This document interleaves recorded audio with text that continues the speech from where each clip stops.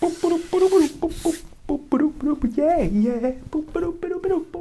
Rum, Campari, and pineapple juice. Sounds like a Negroni meets a Tiki cocktail to me. Is this a match made in heaven or a recipe for disaster? I don't know, you tell me. Today, we're making the Jungle Bird.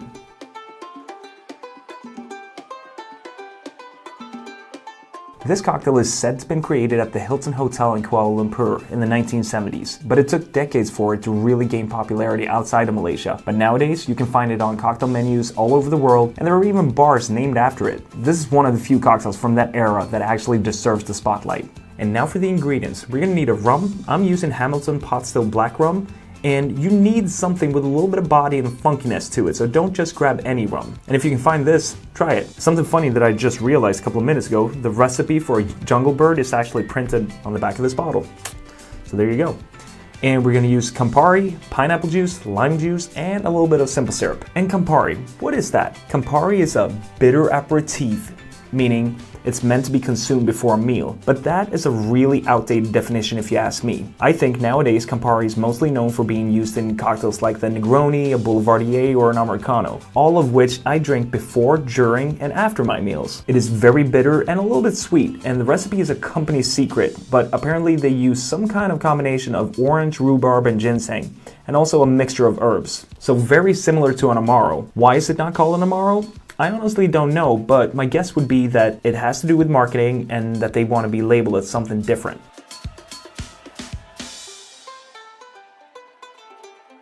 Alright, so we're going to start with half an ounce of simple syrup,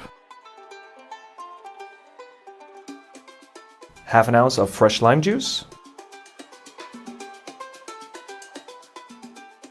3/4 ounce of Campari,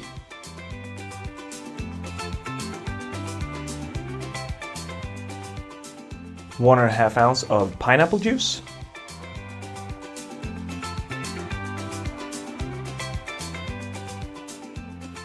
and 1.5 ounce of your rum.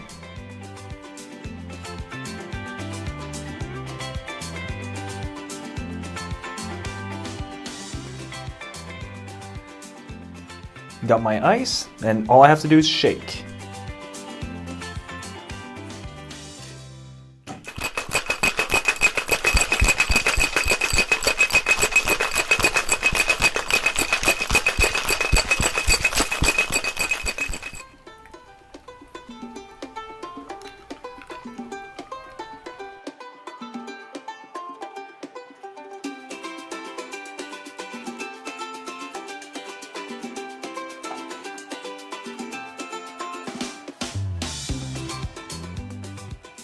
All right, let's give it a try.